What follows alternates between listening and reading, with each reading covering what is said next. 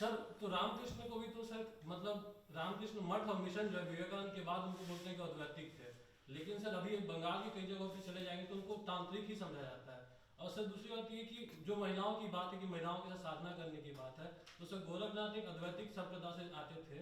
और सर अद्वैतिक संप्रदाय में जो संन्यासा उपनिषद है, संन्यास उपनिषद जो है सर, छोटे छोटे उपनिषद हैं, तो उसमें भी तो महिलाओं का वैसे ही मतलब उससे भी ज्यादा वर्णन है कि देखिए मतलब। देखिए देखिए, गोरखनाथ ने माता के रूप में नारी की प्रतिष्ठा की। जी सर। ये बात गोरख के जो ग्रंथ हैं, गोरख की जो वाणी है, उसमें बहुत क्लियर है। अब ये तुम्हारी बात ठीक है। जहाँ तक आगम परंपरा की बात है, यहाँ में एक बात तुमने चर्चा छेड़ दी है, इसलिए कह रहा हूँ। देखो, वैसे तो मेरा ये विषय नहीं था, लेकिन अब तुमने चर्चा छेड़ी है तो मैं उसको जरा ले रहा हूँ। एक बात तो तुम यहाँ ये समझ लो कि जो शास्त्र की परंपरा है, लोक की परंपरा से अतिरिक्त है ना, वो मैंने आपको ये बात बताया था कि यदि ज्ञान को ब्रह्म के समान हम चतुष्पाद माने तो उसके एक पाद की प्रतिष्ठा शास्त्र में और तीन पाद की प्रतिष्ठा लोक में है। ठीक है ना। अब वो जो एक पाद है भारतवर्ष के संदर्भ में, उसको भी हम भागे बांटेंगे निगमागम, निगम और आगम। निगम की परंपरा और आगम की परंपरा, निगम का दर्शन और आगम का दर्शन। जिसकी बात तुम कर रहे हो तंत्र की, वो आगम दर्शन है। अब वो जो आगम दर्शन है, अब वो जो तंत्र की जो परंपरा है, उसको हम दो भागों में फिर बांटेंगे, एक दक्षिण परंपरा और एक वाम परंपरा। एक वाम जिसकी तुमने वाम मार्ग की बात करी, और एक दक्षिण मार्ग की बात करी।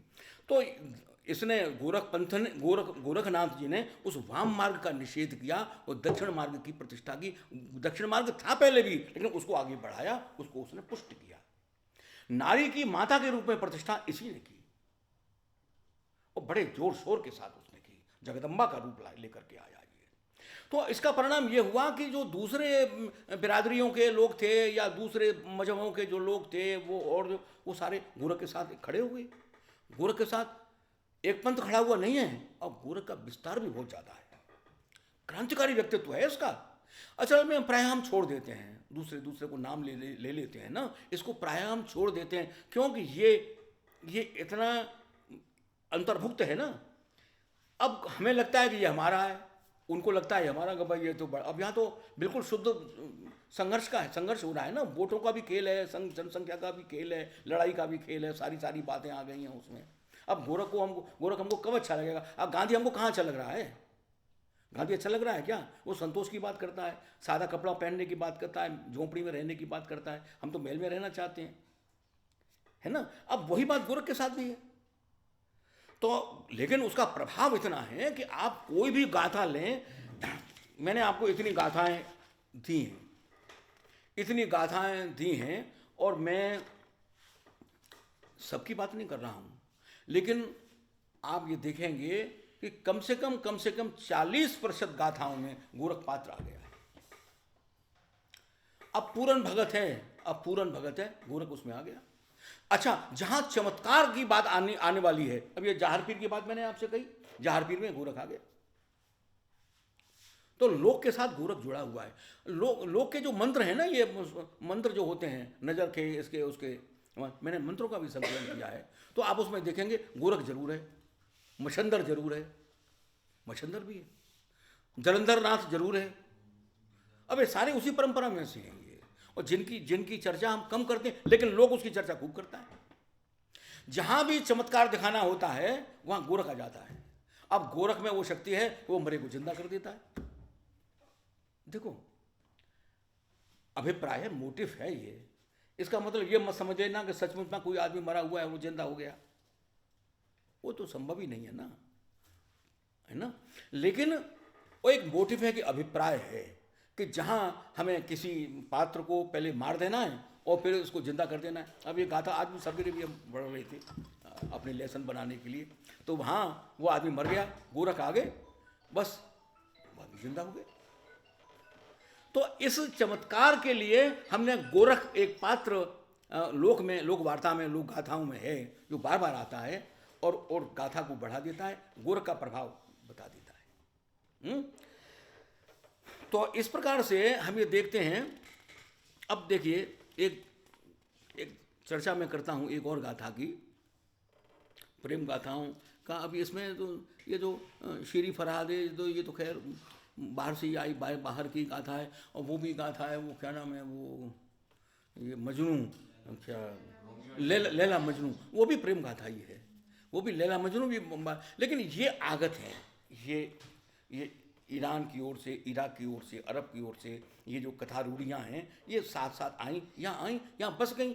और मैंने आपसे कहा था ना कि आदमी आता है तो संस्कृति लेकर के साथ आता है, अपनी यादों को लेकर के साथ आता है, तो यहाँ भी आ गई वो, यहाँ भी चलने लगी। और यहाँ जब आ गई तो यहाँ फिल्म भी बनी शीर फरात को लेकर के और लैला मजनू को लेकर के, लैला मजनू के गीत। अब आप लीला मजनू को देखेंगे तो लैला मजनू की भी जो गाथा है वो असामान्य प्रेम की गाथा है।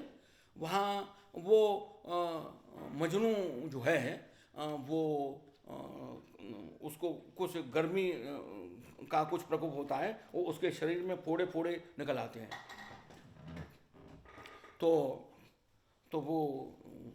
उसको वहाँ वो जो हकीम है, वो हकीम आता है, तो हकीम कहता है कि इसमें हमें नश्तर लगाना है। तो उसने कहा देखो, देख करके नश्तर लगाना, मेरे शरीर में लैला व्याप्त है, उसको छूहे नहीं, और नहीं तो तुम मत लगाओ, मुझे नश्तर मत लगाओ, क्योंकि उससे लैला का शरीर में चुभन हो जाएगी।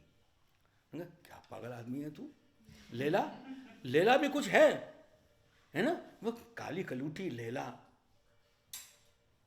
है, और तू लैला लैला करता है।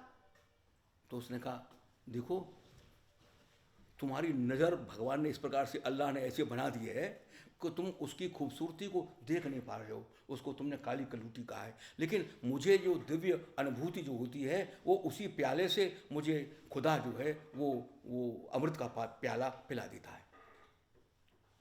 ये मजनू उससे कहता है, वो नस्तर वाली से, उस हकीम से कहता है। तो कहा मेरे शरीर में तो लैला व्याप्त है, नस्तर से वो उसको चुभन हो जाएगी। तो वो ये कहता है काली कलूटी है, तो उनके तुम्हारी नज़र है ना, वो नज़र ऐसे बना दी है कि तुम उसकी खूबसूरती देख ही नहीं सकते, वो तो मुझे दिख रही है। अब ये प्यार, वो हकीकी वाला इश्क, हकीकी, वो शरीर को नहीं है, तो वो तो आत्मा की पहचान है, वो तो मन की पहचान है, वो तो चेतना की पहचान है। और ये जो गाथाएं हैं अंततः चेतना की पहचान है। प्रेम उस चेतना के स्तर पर है, मन को भेद करके जो दूसरा स्तर है मन का, वो चेतना है, उसको भेद करके जो तीसरा स्तर है वो आत्मा है। अच्छा, अब मैं एक दूसरी गाथा का थोड़ा थोड़ा परिचय दे रहा हूँ। ये भी, इस गाथा का संबंध भी हरदौल से, भी बुंदेलखंड से है, बुंदेलखंड से है।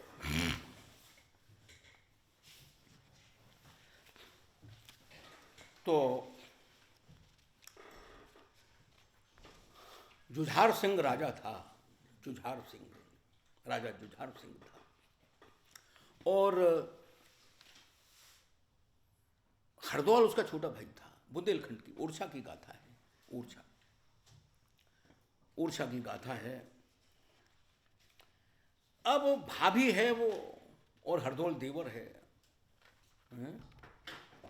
हरदौल, ये आपको बता दूं मैं, ये सारी जो गाथाएं हैं ना, इन सारी गाथाओं को लोक ने इस प्रकार से अपने जीवन में उतारा है कि कुछ गाथाओं को तो उसने आनुष्ठानिक बना दिया। जैसे मैंने ये इसका उदाहरण दिया था, गुगा का उदाहरण दिया। नहीं, अकेले यही नहीं है। देखो, ये जागरण का पॉइंट कौन सी जगह पर है, आप ये देखिएगा, जागरण, जगतदेव, बैराठ, कीचक, ये आनुष्ठानिक, ये जागरण की गाथा हैं। जब जागरण होता है तब ये गाथाएं गाई जाती हैं। अच्छा, शिवरात्रि पर जो है वो मंगल है ना, तो जो ब्याहुलो, पार्वती ब्याहुलो, वो गाया जाता है। तो इस प्रकार से लोग ने अपने जीवन के क्रम में इनको बांध लिया। आला है, बरसात में गाया जाएगा। तो अपने टाइम टेबल जो बनाया ना, ऋतुचक्र, जो अपना वर्ष का जो पंचांग बनाया उसने, उसमें इन गाथाओं को गूंथ दिया कि इस अवसर पर, इस वक्त में हमको ये गाथा का गायन करना है। तो हरदौल की जो गाथा है वो शादी के वक्त गाई जाती है। और ये दो एक गाथा का मैं और आपको याद दिला दूं, नरसी का भात, नरसी, वही नरसी गांधी जी वाला, वैष्णव जन तो तेने कही है जे पीर पर आई जाने रे हैं। भणे नरसइयों तेणु दर्शन करता धन धन जननी तेरी रे। वैष्णव जन तो तेने वही नरसी, उसी नरसी का भात।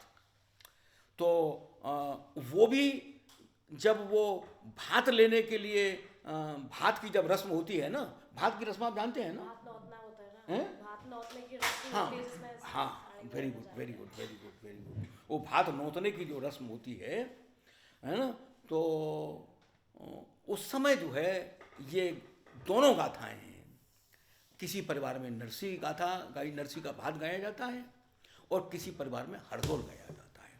तो हरदौल की बात में यहाँ हरदौल को ले रहा हूँ कि वो जो जुझार सिंह राजा था, उसकी रानी थी, और रानी और ये जो हरदौल जो देवर था, उसके बीच में वो जो प्रेम था वो चेतना के स्तर का प्रेम था, चैतन्य स्तर का प्रेम था।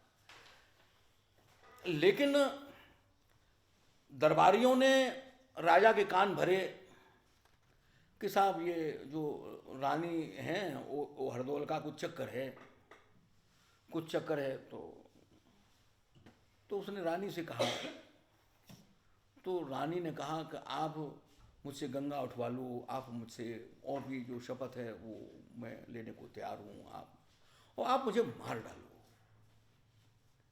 लेकिन आप जो है इस प्रकार का जो आप भ्रांति आपके मन में है, ये भ्रांति ये उचित नहीं है। क्या आपको मेरे पर विश्वास नहीं है?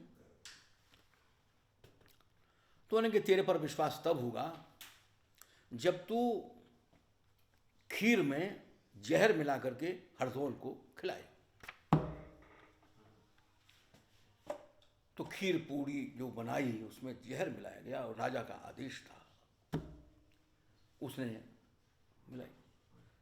लेकिन उसको बुला लिया गया, हरदौल आया, हरदौल को बुलाया कि तुम्हारे लिए भोजन का निमंत्रण, भाभी तुमको भोजन कराएगी आज।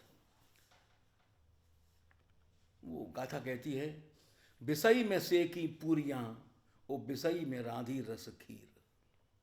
जहर में ही खीर बनाई और जहर से पूड़ी बनाई। और हरदौल आकर के बैठ गया। तो उसके आंखों से गंगा यमुना बहने लगी। किसकी आंखों से? भाभी की आंखों से गंगा यमुना बहने लगी। वो कुछ नहीं कह पा रही है, राजा का आदेश है, कुछ नहीं कह पा रही है, लेकिन बुरी तरह से उसकी आंखों से आंसू की धारा निकल रही है। और ये बात प्रकट कर रही है कि देखो मेरे आंसू कुछ कह रहे हैं ना आपसे। शब्द नहीं बोल नहीं रही है, शब्द एक भी नहीं निकला, लेकिन वो आंसू तो कहानी सुना रहे हैं पूरी। लेकिन हरदौल कहता है, भाभी तेरा सत मेरे जीवन से बड़ा है, मैं पूड़ी भी खाऊंगा और खीर भी खाऊंगा। और उसको मालूम पड़ गया, आंसुओं ने सब कुछ बतला दिया। आंसू ही इस प्रकार के थे, मानो करुणा साकार हो गई थी उसमें। हरदौल खा लेता है, और खाने के बाद जो भी कुछ होना था वो हो जाता है। उसकी जो बहन है राजा जुझार सिंह की, तो कहता है, हत्यारे मैं तेरा मुंह नहीं देखूंगी। तू हत्यारा, तेने मेरे भाई को मारा, इन दरबारियों के कहने से मारा तेने। राजा तो राजा ने कहा, बहन तू मेरा मुंह नहीं देखना चाहती तो मैं भी तेरा मुंह नहीं देखना चाहता। बहन अपने घर चली आई। अब उसकी बेटी की शादी का वक्त आया। अब ससुराल वालों ने कहा, तेरा भात कब आवेगा? अब वो क्या करे? अच्छा, ससुराल का जो दबाव होता है वो भी बड़ा विचित्र होता है। वहाँ उसको मायके की लाज होती है, वो मायका की लाज होती है, वहाँ उसके लिए मायका बड़ा हो जाता है। अब यदि वो ये कहे कि मैं ये कह करके आई हूं, मेरा मायका से अब कोई रिश्ता नहीं बचा, कैसे कहे?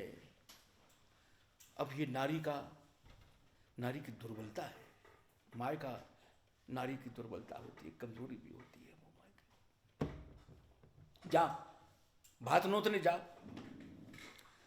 अब वो भात नोतने के लिए जाती है, तो वो जो काव्य है ना, जो गाथा है, अब वो गाथा रोती है। वो कहते हैं हरे हरे रूख सूख गए, जलाशय सूख गए, सब कुछ उल्टा दिखाई दे रहा है उसके लिए। वो राजा के पास, जुझार सिंह के पास पहुंचती है, तेरी भांजी का ब्याह। कहता है अरे तैने तो ये कहा था ना, हत्यारे तेरा मुंह नहीं देखूंगी, तू उसी के पास चली जा। देख महुआ के पेड़ पे हरदौल का प्रेत बैठा है, उसी के पास जा। वो उस महुआ के पेड़ के पास जाती है। गाथा है, देखो उस गाथा के सौंदर्य को देखिए। तो वहां वो हरदौल जो है वो प्रेत के रूप में बोलता है। अब वो बोला कि नहीं बोला ये अलग बात है, लेकिन गाथा जो सुना रही है वो बात है। तो कहती है ये कौन से दिन का, कौन सी तिथि का शादी है, कौन सी तिथि का वो है।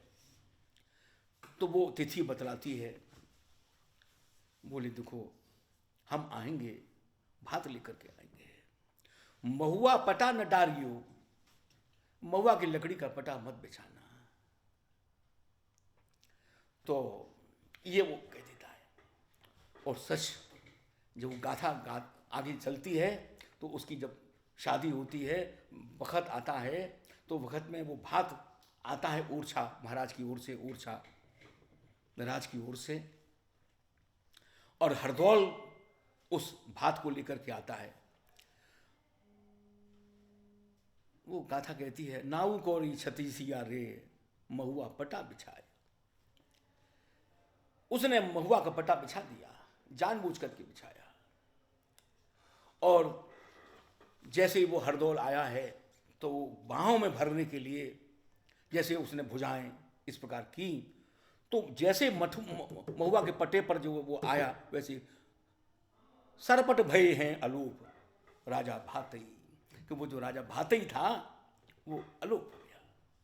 अब ये जो कर्णों की गाथा है, ये भात के समय हरदौल की गाथा इस प्रकार से गाई जाती है। देखो गाथा लोक जीवन में कितनी गहराई तक अनुस्यूत है, लोक जीवन में कितनी गहराई तक उतर चुकी है, ये यही तो बताना मेरा उद्देश्य है ना, यही तो मैं आपसे कह रहा हूं। अच्छा अब ये जो थोड़ा सा, हाँ अब एक पॉइंट जो है वो उस पर जरूर मैं आपसे कहना चाहूँगा। वैसे तो इसमें काफ़ी चीज़ें हैं। अच्छा देखो एक जो बात है वो है आज़ादी का आंदोलन।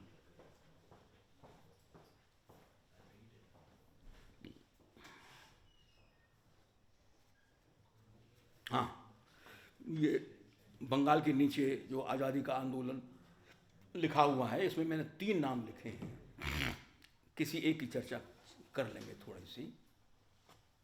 आज़ादी के आंदोलन में जैसे कल हमने चर्चा करी थी ना, ये कहा था कि लोकगीतों ने किस प्रकार से आज़ादी की लड़ाई लड़ी।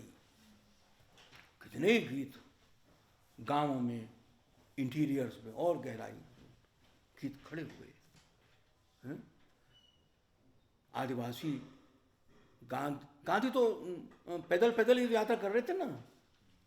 लोग जीवन में से ही नए विचार आते हैं और कहीं से नहीं आएंगे, किताब में से नहीं निकलेंगे। किताब पुरानी पढ़ चुकी हैं, आउट ऑफ डेट है, सारी किताबें आउट ऑफ डेट हैं।